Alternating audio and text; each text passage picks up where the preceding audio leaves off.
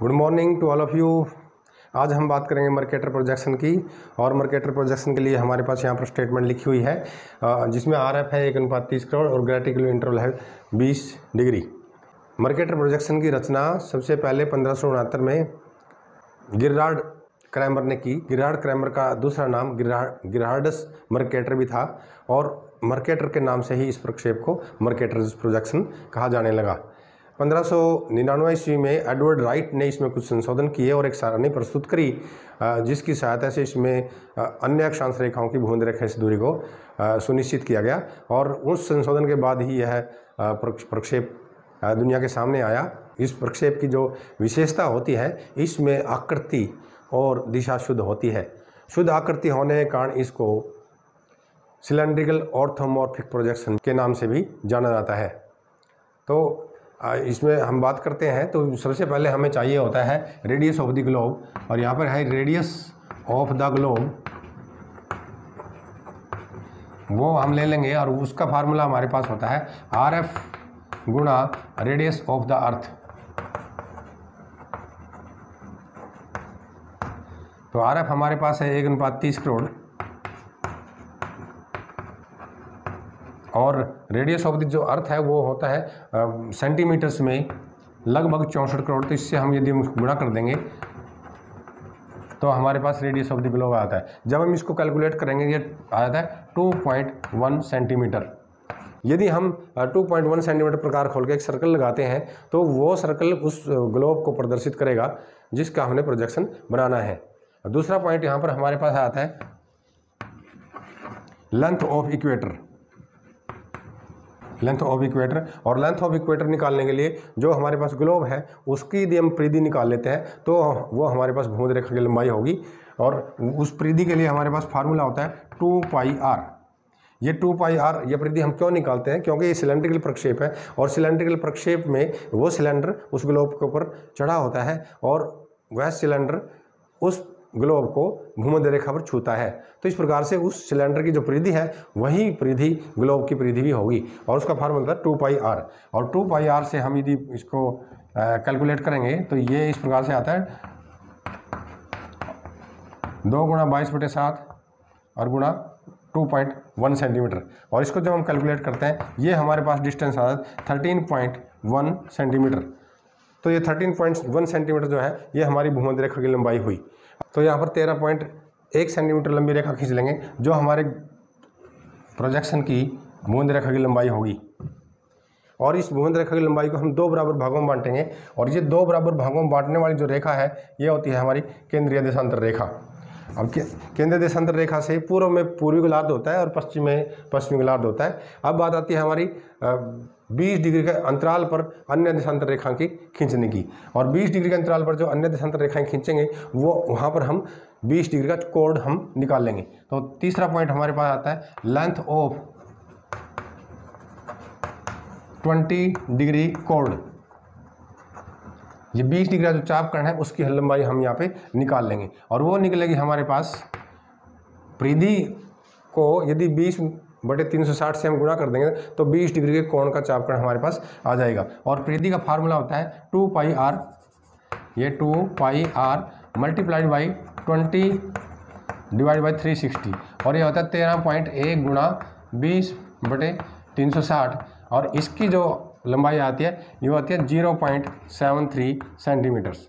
तो इस प्रकार से 0.73 सेंटीमीटर वो दूरी हुई जो हमारी किन्हीं दो देशांतर रेखाओं के बीच की दूरी है।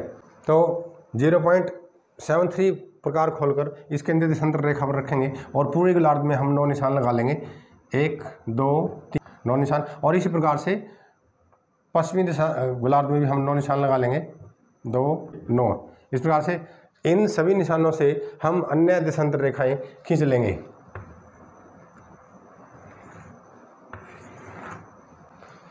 तो ये सभी देशांतर रेखाएं हुई। इन देशांतर रेखाओं के हम मान भी यहाँ पे लिख लेंगे। जैसे हमारी ये सेंट्रल मेरिडियन थी 0 डिग्री और ये 20 डिग्री और इस प्रकार से ये सभी हमारे देशांतर रेखाओं के मान लिखे गए। अब बात आती है अन्य अक्षांश रेखाओं की खींचने की।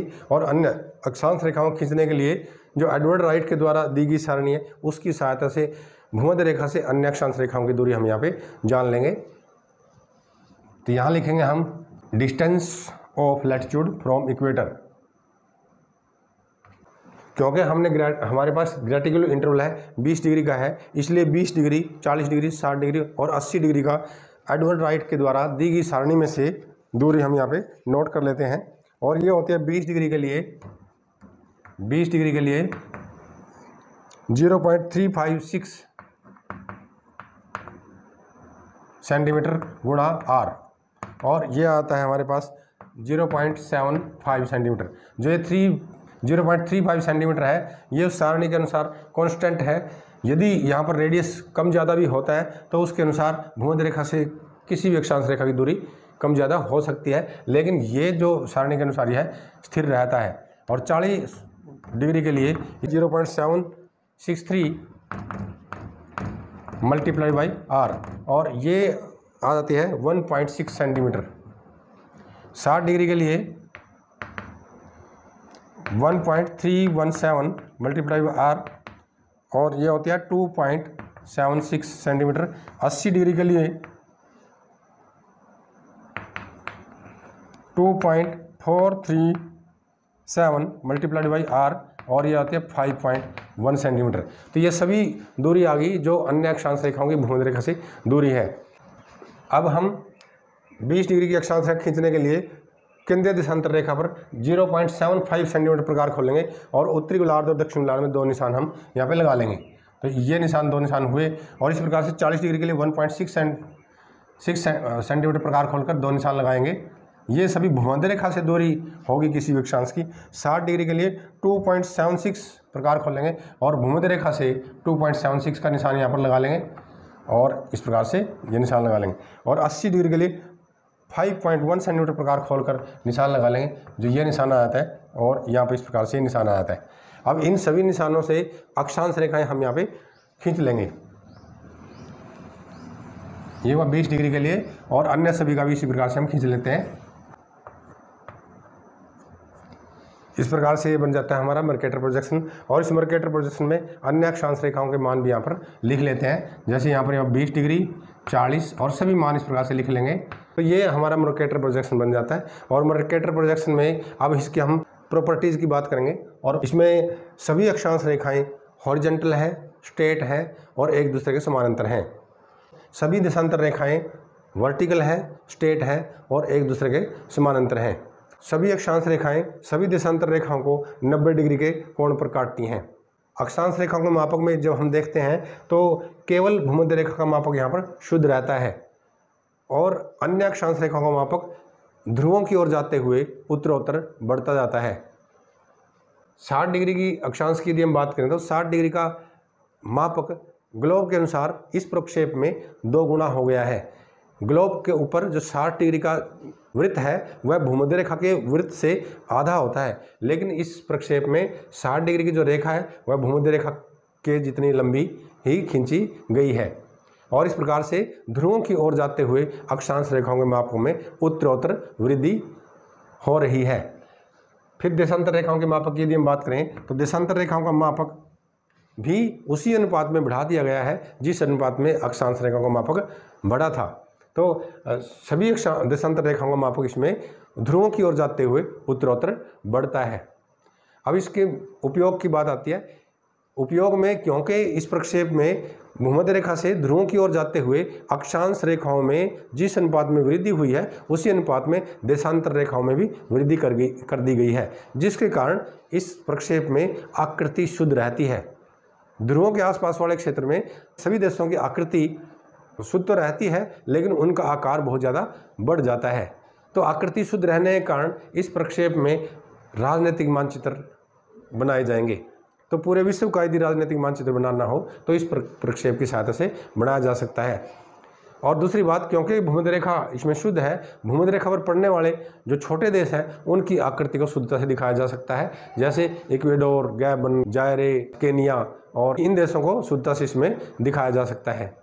और यदि कोई भी संकरी पट्टी जो पूर्व से पश्चिम की ओर फैली हुई हो और भूमध्य रेखा के आसपास हो उसको भी शुद्धता से दिखाया जा सकता है।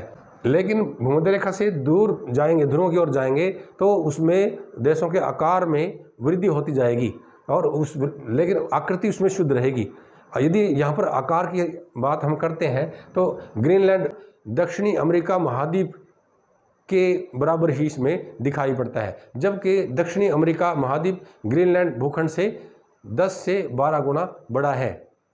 और इसी प्रकार से अलास्का और ऑस्ट्रेलिया की यदि हम बात करें, दोनों जो भूखंड है वो एक समान दिखाई पड़ते हैं। वास्तव में ऑस्ट्रेलिया महाद्वीप अलास्का भूखंड से 4.5 गुना बड़ा है। और इस प्रकार से मेडागास्कर और ग्रेट ब्रिटेन की हम बात करते हैं तो मेडागास्कर और ग्रेट ब्रिटेन दोनों इस प्रक्षेप में एक समान दिखाई पड़ते हैं, जबकि मेडागास्कर वास्तव में ग्रेट ब्रिटेन से बड़ा है। तो ध्रुवों की ओर यदि हम जाएंगे तो देशों की आकृति वही रहेगी, लेकिन उनका क्षेत्रफल या उनका आकार कई गुना बढ़ जाता है। इसी कारण से दक्षिणी ध्रुव पर अंटार्कटिका महाद्वीप जो एक छोटा महाद्वीप है, लेकिन वह भी इस प्रक्षेप में बहुत बड़े आकार में दिखाया जाता है। दिशा शुद्ध होने के कारण नाविकों के लिए यह बहुत ज़्यादा महत्वपूर्ण या बहुत ज़्यादा लाभकारी प्रक्षेप है। समुद्री जो जलयान एक स्थान से दूसरे स्थान पर जाने के लिए इस प्रक्षेप का सहारा लेते हैं, और इसी प्रकार से जो हवाई जहाज़ है उनके लिए भी यह प्रक्षेप बहुत लाभकारी है। और समुद्री धाराओं के लिए को दिखाने के लिए यह प्रक्षेप बहुत लाभकारी है, और इसी प्रकार से जो पवनों को दिखाने के लिए लाभकारी है। और समताप रेखाएं, समदाब रेखाएं, समवर्षा रेखाएं भी इस प्रक्षेप में बढ़िया तरीके से दिखाई जा सकती हैं। तो जो कोई भी रेखा इसमें तिरछी रेखा जो खींची जाती है उसे लोक्सोड्रम या रंब लाइन कहते हैं। लोक्सोड्रम का मतलब होता है तिरछी खींची हुई रेखा जिसकी दिशा शुद्ध होती है। तो इस प्रकार से ए से बी तक ये लोक्सोड्रम है या रंब लाइन है। और रंब लाइन एक इस प्रक्षेप में ज़्यादा बड़ा सर्कल होता है, और ज़्यादा बड़े सर्कल में ज़्यादा नाविकों को ज़्यादा दूरी तय करनी पड़ेगी। और ए स्थान से बी स्थान पर जाने के लिए उस ज़्यादा दूरी तय करने के से बचने के लिए या शॉर्टेस्ट रूट लेने के लिए कोई भी नाविक ए स्थान से बी स्थान पर उत्तरी गोलार्ध में उत्तर की ओर एक वक्र बनाते हुए पहुंचेगा जो छोटा रूट पड़ेगा। तो इस प्रकार से जब ए से बी तक छोटे रूट में वक्राकार आकृति में जाएगा तो वहाँ पर उसकी दिशा खराब हो जाती है। और दिशा को शुद्ध करने के लिए इस वक्र को वो छोटी रंब लाइन में बांट लेते हैं। जैसे ए से यहाँ पर डी हो गया, और डी से यहाँ पर ई हो गया, और ई से फिर ये बी। इस प्रकार छोटी छोटी रंब लाइन में बांटकर ए स्थान से ए से डी, डी से ई से बी, इस वक्र की सहायता से नाविक एक स्थान से दूसरे स्थान पर पहुंच जाते हैं। उसमें उनको छोटा मार्ग भी मिलेगा और दिशा भी उनको शुद्ध मिलेगी, क्योंकि उस वक्र को भी कई रंब लाइनों में बांटा गया है। दक्षिण गोलार्ध में यदि हम जाते हैं एक स्थान से दूसरे स्थान पर जाने के लिए वक्र दक्षिण की ओर रहेगा। जैसे यहाँ पर मान लो P है और ये Q है, तो P से Q तक आने के लिए किसी भी नाविक को दक्षिण ध्रुव की ओर वक्र बनाते हुए P से Q तक वो जाएगा। तो ये हुई इसकी सभी उपयोग की बात। आपने लेक्चर को ध्यान से सुना, आपका बहुत बहुत धन्यवाद।